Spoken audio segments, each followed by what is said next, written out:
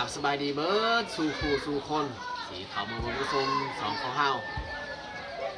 สำหรับวันนี้คอยกับบ่ได้เข้าปลาหรือว่าเข้าให้เนื่องจากว่าฝนตกตั้งแต่เช้าเลยวันนี้เขาอยู่บ้านมืดมืดกับรู้สึกว่าอึดอัดแต่ว่าเขาบ่ได้เฮ็ดเวียกปกตินี่เขาเฮ็ดเวียกทุกวันแต่ว่าวันนี้นี่เขาพักเนาะแล้วสำหรับตอนแรกวันนี้ก็สีมาเฮ็ดอาหารการกินสู่ครอบครัวกินเพราะว่าแม่กับคาเวียกแม่กำลังตั้มสิ้นส่วนเมียกับยังบ่ทันมาแต่ให้เพิ่นไปเบิ่งอันนั้นเขาให้เพราะว่าลิงมันเข้ามากิน2-3 มื้อที่แรกลิงเข้ามากินเขาให้ของเฮาก็เลยให้เมียไปเบิ่งซะ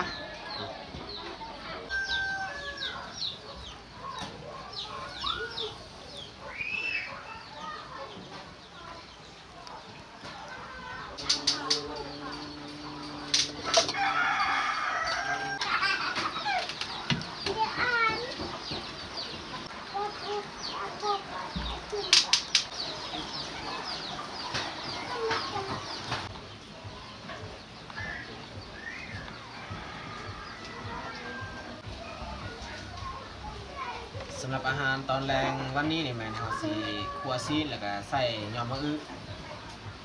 ยำมะอึ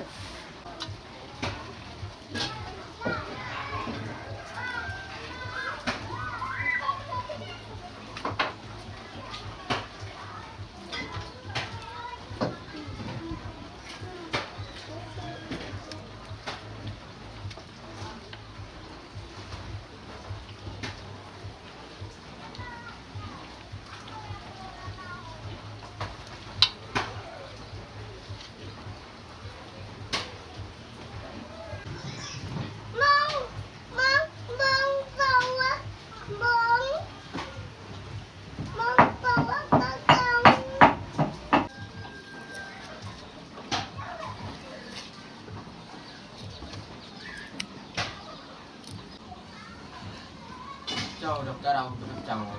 เลยพอขาย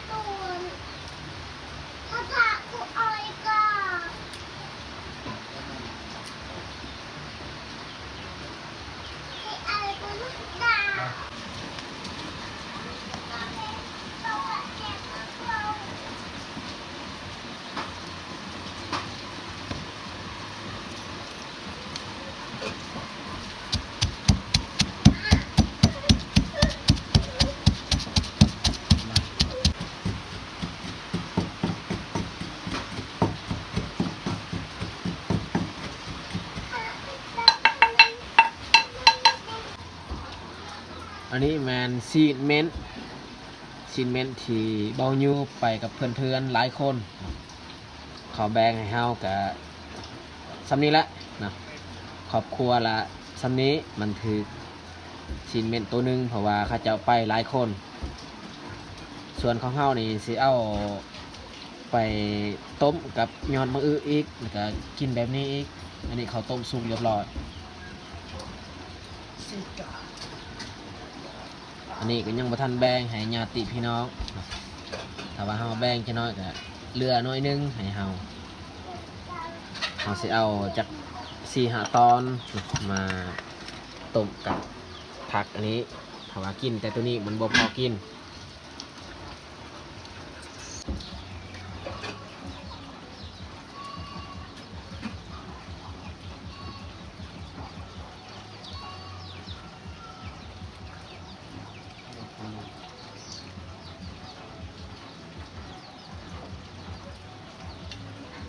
สำนี้แหละ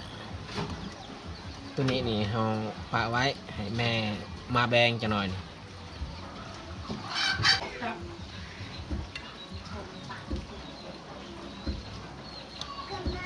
ทำไมบาบุตรโตบ้า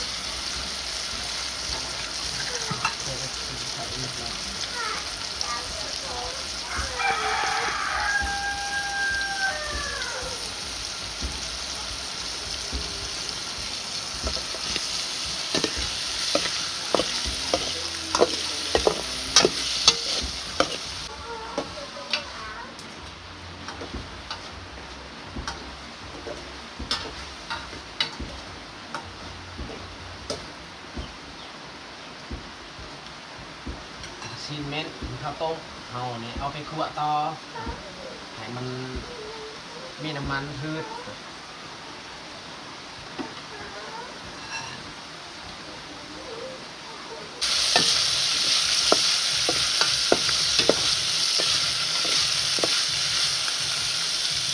ใส่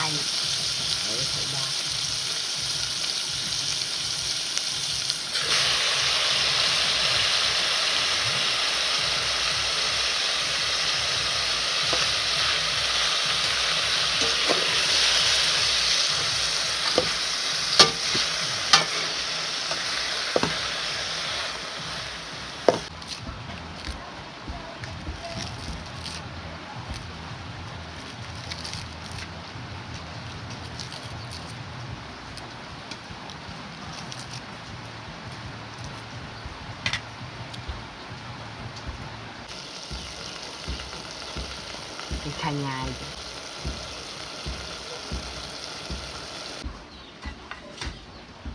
สุดท้ายนี่เราใส่หอมบัว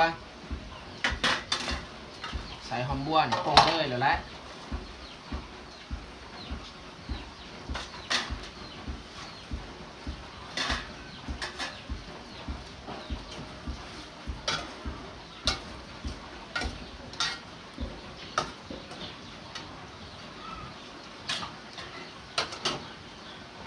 หอม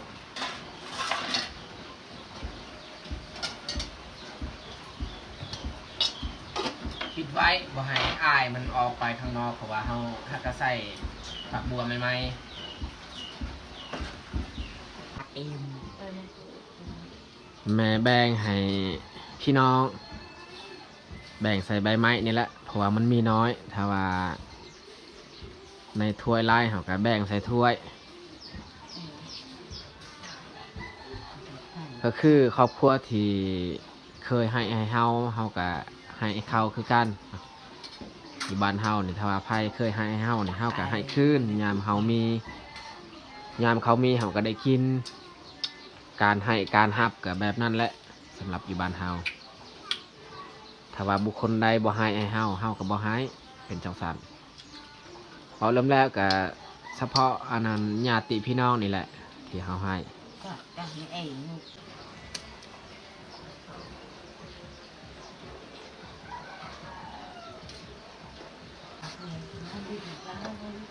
ลากกูจ้ะ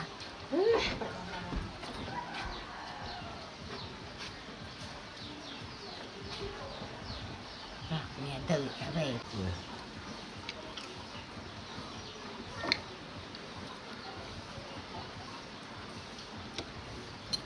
ส่วนให้เฮ้านี่แม่ตักใส่ถ้วยยางนี้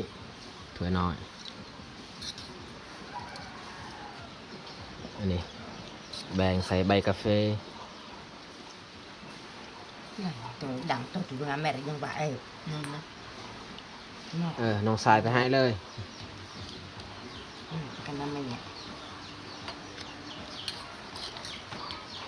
yang aver và mẹ yang tên tên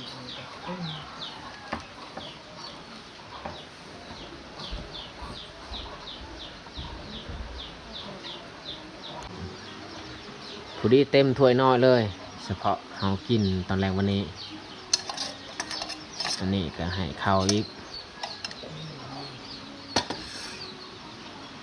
tự cả về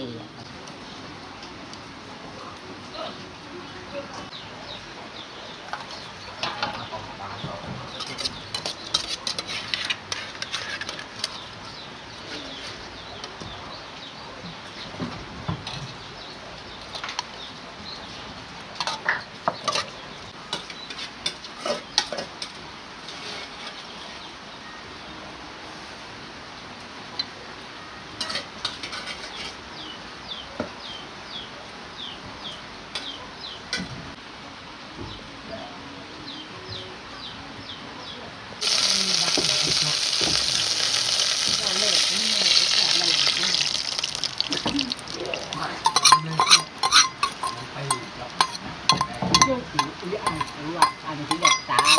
เจ้าก็เจ้าคือกันแล้วแล้วแต่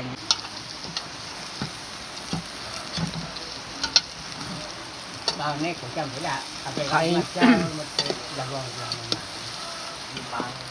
ไข่ในลึงก็ได้แต่ซ้ำนี้ละ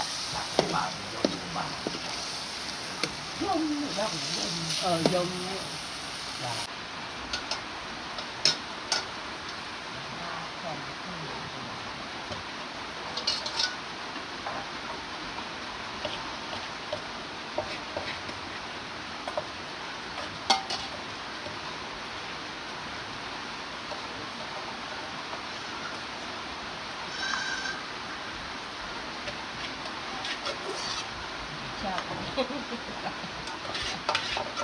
và nó rất là dài ở đây là nâu rồi trên vẫn nâu rồi trên cái bên này เบิดซ้ำนี้ละสำหรับอาหารตอนแรงวันนี้ ขวบผักใส่ซีนเม็ดแล้วก็ Làm sao vậy? Ở đây luộc thịt vẫn ต้ม là เม็ดแล้วก็ขั่วไข่ con làm sao nhà thằng thịt gì mình chừng cả ra mà cũng cả mà bọn ตอนนี้พวกเขาก็ได้มานั่งห่วมพากินข้าวแรงบ่ได้ออกป่าออกไห้ก็เฮ็ดกินแต่อยู่เฮือนนี่แหละ เอามากินข้าวแรงกัน คืนนี้นี่เบายูไปนอนป่าเอาหากินกับเพื่อนๆหลายคน11 คนเขาออกไปนอนป่านำกันเขาไปนอนคืนนึงเขาได้กินแต่คาบเดียว เพราะว่าเขาได้แต่เม่นตัวหนึงคนหลายคน không biết cả cái nào cũng cả ความจริงเขาสินอน2 คืนแต่ว่ามื้อนี้ฝนตกเขาพากันกลับ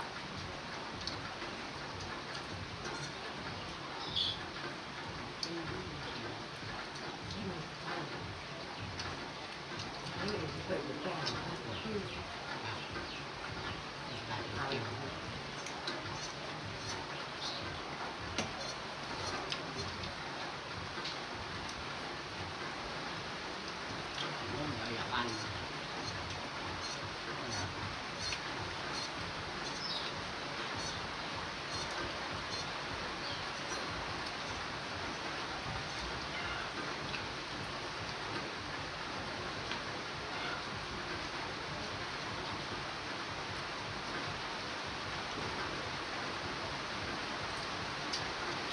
คนตกบ่หยุดบ่เศร้าพี่น้องเอ้ย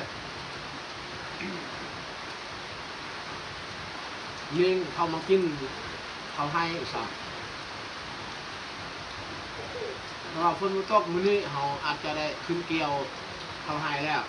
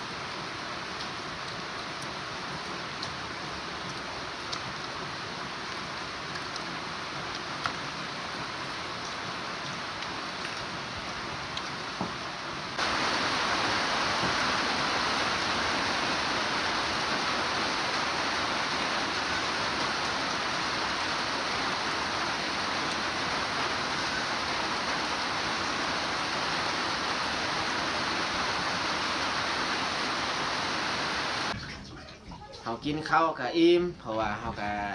ได้อาหารที่ค่อนข้างแซ่บกินข้าวอิ่ม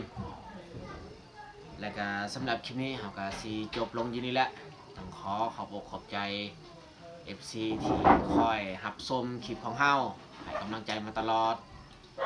และเฮากับบ่มีหยังสิตอบแทนได้เนาะมีแต่สิส่งคำขอบอกขอบใจหรือว่าคำอวยพรแล้วอยากอวยพรให้ FC หมดทุกคนจงมีสุขภาพแข็งแรงอย่าเจ็บอย่าจนเฮ็ดหยังก็ขอให้เจริญก้าวหน้าปรารถนาสิ่งใดก็ขอให้สมหวังทุกประการให้ได้ก็ขอเข้าใจหลายๆหรือว่าขอบคุณมากๆอีกครั้งบ๊ายบายขอกันในคลิปต่อไป